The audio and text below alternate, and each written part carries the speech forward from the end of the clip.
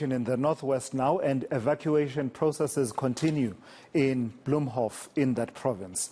Meanwhile, the cost of losses as a result of the recent heavy rains is estimated at about 200 million rand. Let me take you live now for an update with eNCA's reporter Pule Letshwiti-Jones, who is monitoring developments. Pule, I was remarking just a few moments ago off air that looking at your backdrop there, part of that river and also the flooding that went onto the streets in that area where you are, it doesn't seem to me that the water has receded, to any significant extent since yesterday. In fact, for the last couple of hours that we've been here, we're being told that the Vaal River Dam has reached its capacity of close to 110%, and therefore the other overflow of the water is now actually going into some of these neighboring communities. Just for example, like you may see here on my left-hand side, as it is here, this is a golf course. Now, we're told half of it has sunk, and it has destroyed almost some of the facilities that are supposed to be here. And this, of course, some of the employees working here are saying will be costly. There hasn't been any word from the local government as to how they can get back on their feet again. And while that's the case, they're just hoping to see if whether this, water will eventually, go down and actually they can start returning back to normal. And of course, this, as you can see, to us is a pitch, of a golf pitch as well, different from the grass that you see here, also quite damaged.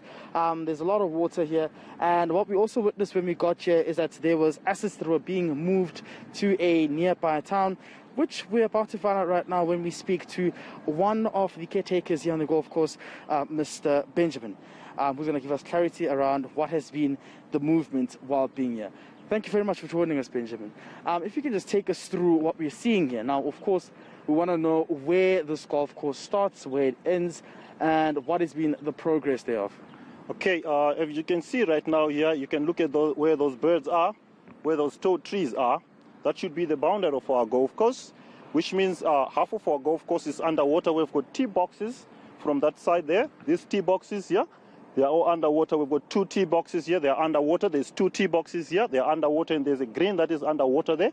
And we've got another 1, 2, 3 greens that are also underwater. And part of the fairways, that is almost half of the golf course, is underwater. And yesterday we had to take out everything from the clubhouse for safety. And right now we're out of business. We cannot do anything. We cannot play golf. Nobody can come to the golf club for anything. So that is our main problem. And this problem here is started on Monday night.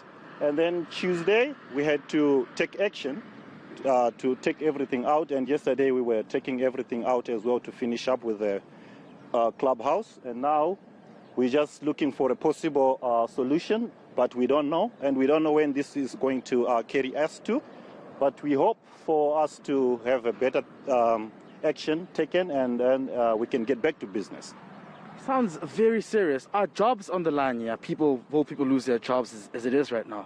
Like it's on a business perspective, we have to make money, then to to pay the workers. So probably, I'm not going to talk about the jobs. I'm not so sure about that. But business-wise, we have been affected. We have been affected dismally. So we don't know, because if this dries up, we are going to also need time for the golf course to dry up. How long would that take? Probably that is going to get us to 2 weeks. That is if the water dries up. Then we need 2 weeks without rain, without anything, for us to start progress. And we heard that there could be more rain coming this week. But while this is the case, have you received any kind of communication from the local government as to how they can try and assist you? Because we heard that this actually could cost close to about 200 million in terms of the extensive damage that has been caused by the heavy rainfall. Actually, yesterday we had some ANC officials that were here. They were just here to come and check and see. I'm not so sure if they are going to come back with solutions or anything, but they were all here yesterday. Yeah. All right, and this last one, what is the way forward from now onwards in terms of moving forward? Are you going to now relocate, or are you going to continue operating from this site? Because clearly this area is prone to floods, particularly because it's close to the river banks here as well. Well, we are going to, this is our golf course. This is the only one we have in Bloemhof. So actually we just have to wait for the water to suck a little bit and then see if we can work it. But we have to, I think the board has to sit down and decide on that one. But actually we have to work on it. We cannot close the golf course. We just have to wait for the water to suck, because I think it's not an everyday thing, or it's just an annual thing, or it's a once in a while thing that happens like this. These are floods and we had a lot of rains. That's all. There's nothing we can say that we can close the golf course. But okay. Benjamin, thank you very much and all the best. Thank you very much. There we go, Tulas. Like you've just mentioned there, this is not something that happens all the time. But when we look at, of course, history, what we understand is that the last time there was such disastrous floods was in 1997, followed by 2010 and 2011. And now it's 2022, a decade later. But residents are quite concerned about this, particularly because also when you drive into the townships, you get to realize that there's a drainage system problem. And we spoke to the MEC about it yesterday, you'd remember, and she said that they are aware about that problem and that they're trying to resolve it. Now, what we also know is that there's a SALGA conference taking place in Mahikeng, and all the provincial leaders are meeting.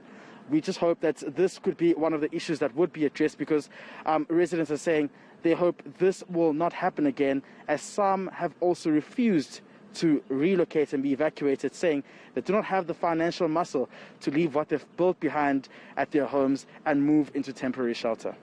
All right, let's leave it there. Live for us from Bloemhof is eNCA's Pule Letshwiti-Jones tracking that situation around flooding in that area. Really disruptive rains that have taken place in parts of the country. Another part that's affected is in KwaZulu-Natal, and mop-up operations are underway in that province following devastating floods. The floods also led to the disappearance of a 14-year-old who's now presumed to have drowned. Let me take you to eNCA senior reporter Siphamandla Goge, who is out in Ladysmith for us. Siphamandla, we say mop-up operations, and we say that figuratively, but actually literally, people are mopping up and cleaning up after the devastation of the floods. Indeed, and that is the case across Ladysmith in KwaZulu-Natal. The small town has been affected by these severe floods. Tokomane will show you literally people are mopping up and cleaning up. We are inside Windsor Secondary School. It's one of the oldest schools here in Ladysmith. It's more than 100 years old. There is no learning and teaching activity taking place simply because the school is one of the worst affected in the area. It's not going to be opening anytime soon, at least for this week. The anticipation and expectation is that at least by next week, academic activities will resume. Let's take a walk, but I want you to see the amount of books and literature that has been destroyed here.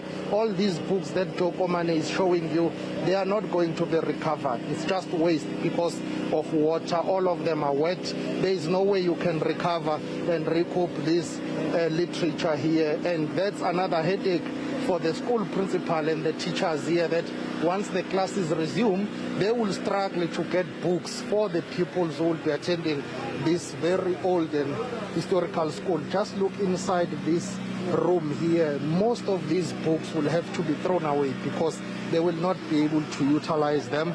They are damaged, totally destroyed. Water came all the way inside here. This room, which looks like a storeroom, was flooded, and most of the books here are going to have to be destroyed.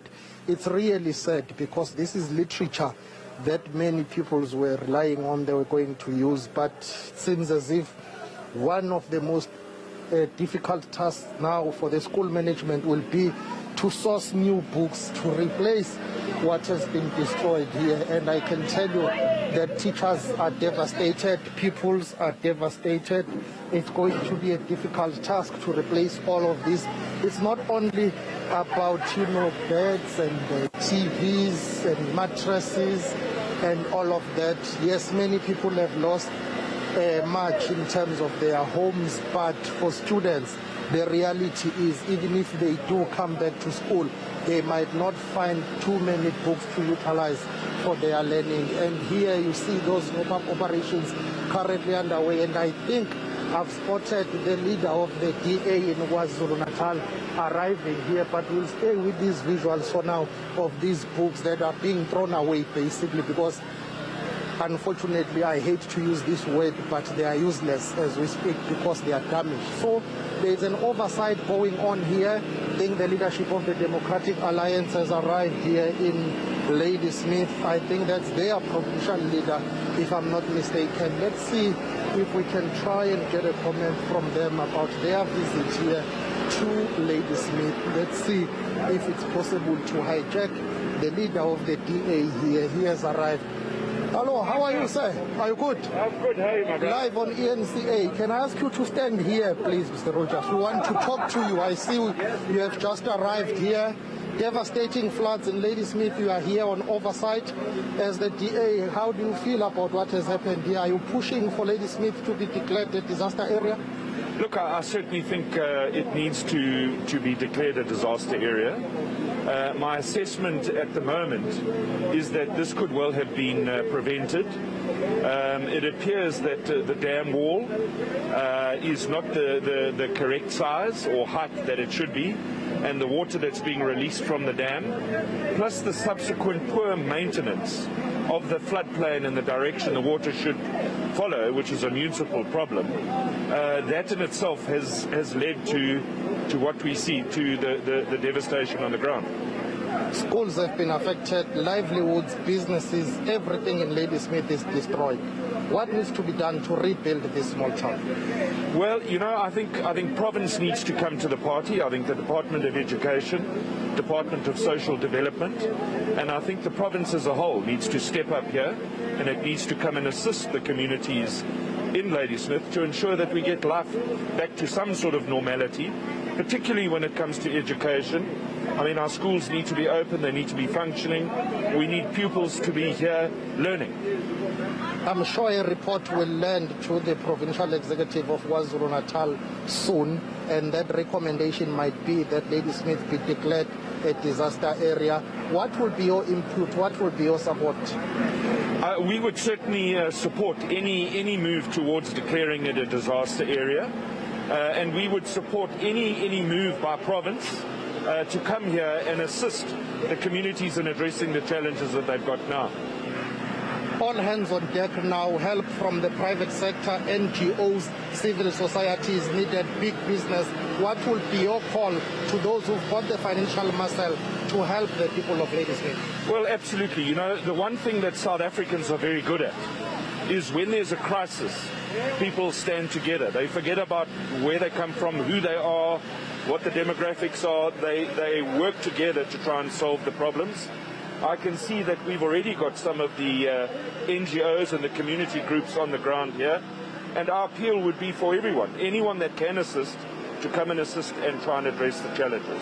Mr. Rogers, thank you very much for your time. Catch up with you later. Thanks so much. That is Francois Rogers, who is the leader of the DA in KwaZulu-Natal, as we continue to monitor the situation here. Talking about those mop-up operations, I see here the Alim Dad Foundation is one of the NGOs that is assisting with the mop-up operations here in Ladysmith. A number of schools, about 35, have been affected in the Uchugela district, which includes areas such as Bergville as well as Umnambi to Ladysmith. We heard yesterday from KZN authorities saying it will take billions of rands to rebuild the economy of Ladysmith. So for now, that is the situation. We'll continue to monitor the search and rescue operation of a missing 14-year-old teen who was swept away on Friday. All right, Siphamandla, thank you for that comprehensive update. When you see books being piled to the one side, ready to be thrown out, you realize just how incalculable the losses are from that flooding that occurred there in Ladysmith. Siphamandla, they're continuing to track that story for you. More updates from him throughout the day here on eNCA.